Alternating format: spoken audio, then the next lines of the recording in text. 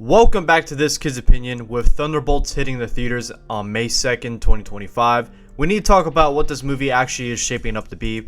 Now, I'll be honest, I'm both excited and skeptical about this one. It's the first true team-up movie we've had in a while, which is pretty refreshing, but at the same time, Marvel hasn't exactly been giving us reasons to trust them lately. Instead of heavy hitters like Zemo and Norman Osborn leading the Thunderbolts like they do in the comics, instead we've got a team of mostly Disney Plus and Black Widow characters, and let's be real, outside of a few of them, most people do not care about these characters.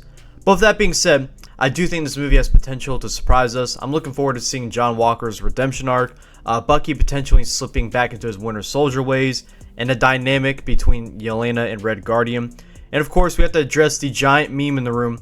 Will Taskmaster actually get some character development, or just be killed off immediately? Let's break it all down. So what exactly is the Thunderbolts? In the comics, the Thunderbolts were originally introduced as a team of new heroes who stepped in after the Avengers went missing.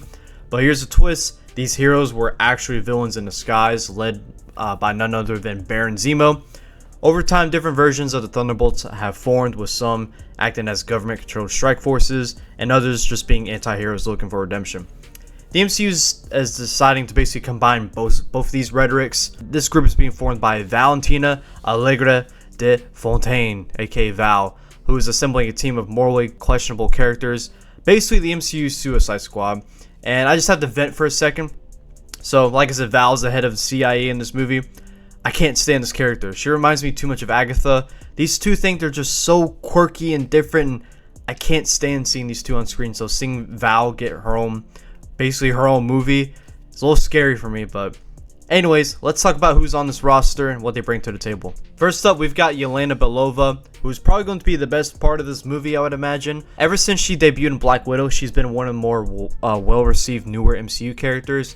She's got the combat skills of Natasha, but also some sharper, more sarcastic personality, I would say.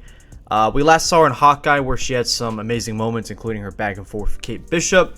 And the Thunderbolts, Yelena will likely be the emotional center of the team. She's dealing with Natasha's death still, and this could be her chance to carve out her own legacy. But let's not forget that Yelena is still a hired assassin. What's her motivation going to be for joining the Thunderbolts? Is it her own personal redemption, or just taking another job? Either way, expect her to be one of the film's standouts, both in terms of action as well as humor. Next, we got Bucky Barnes, aka the Winter Soldier. Out of everyone on this team, he's got the most history at the MCU. We've watched Bucky go from a brainwashed Hydra assassin to a redeemed hero, and now we're seeing him take on the leadership role whether he wants it or not. The big question is, will Bucky be able to keep his team on track, or will his darker instincts start to creep back in? But by far the weirdest part of this movie is going to be that in Captain America Brave New World, it was revealed to us that Bucky is actually running to be a senator. Yeah, because that just makes all the sense in the world. Bucky, in my opinion, does not seem like the Congress type. It seems like a very out of character decision for him, but maybe he's a Skrull. I'm just kidding, but I guess we're gonna have to wait and see how that plays out. It's a pretty weird decision. But next up, we got John Walker, who debuted in not Captain America, in Falcon and the Winter Soldier. And John Walker's inclusion on his team is pretty interesting. So when we saw in Falcon Winter Soldier, he was actually the government pick to replace Steve Rogers' Captain America. But after he was stripped of that mantle, Val contacted him and gave him his new identity, U.S. agent. Pretty creative. But Walker's arc has been pretty messy. He started off trying to be a hero, but he let his ego and violent tendencies get the best of him. He brutally murdered a terrorist with the Captain America shield, and that's why he got stripped of the mantle. But the big question here is John Walker trying to prove himself again, or is he just another government pawn? I expect him to clash with Bucky over the leadership of this team, and he might be the true wild card. Will we go full rogue or actually find redemption in this movie? Either way, his presence adds a lot of tension to the group. And then we got Red Guardian, who is going to be the comedy relief. In Black Widow, we saw him basically be the Russian Captain America, except he's old, out of shape, and he's got the realest Russian accent you've ever heard. And Thunderbolts will probably be a mix of comic relief and the muscle of this team. But is he actually going to be useful in the fight, or is he just here for the jokes? But next up, we got Ghost. Is probably one of the more unpredictable members of this team. We barely know anything about her, even though she was technically the main villain of an MCU movie for Ant-Man and the Wasp. Yeah, that was her introduction. But in that movie, she had phasing abilities that were at the same time actually killing her.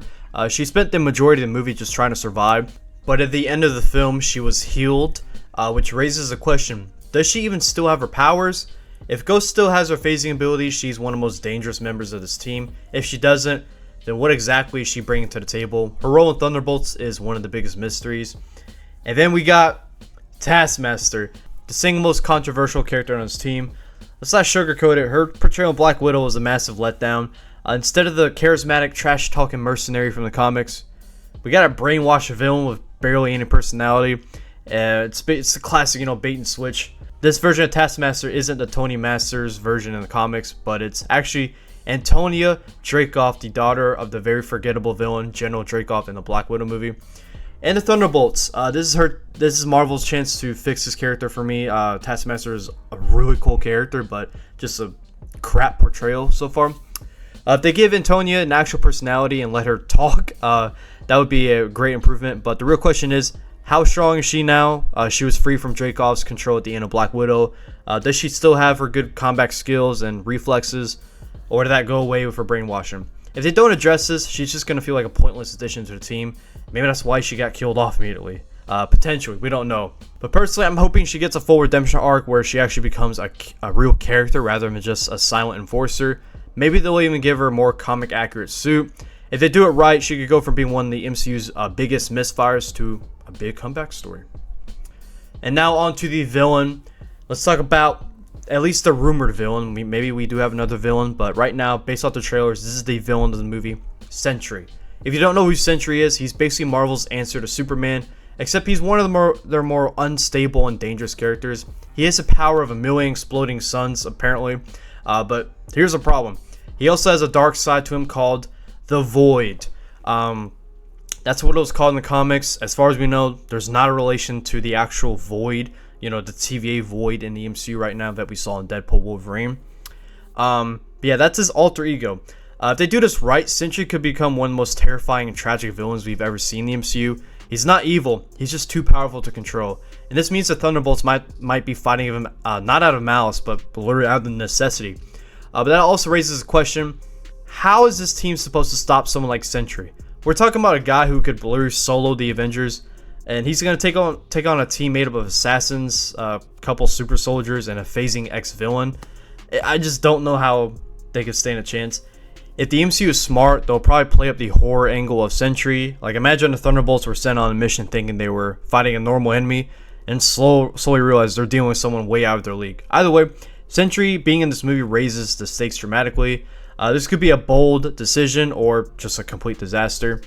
So final thoughts. What should we expect from Thunderbolts? Is this going to be an MCU masterpiece or just another mid movie?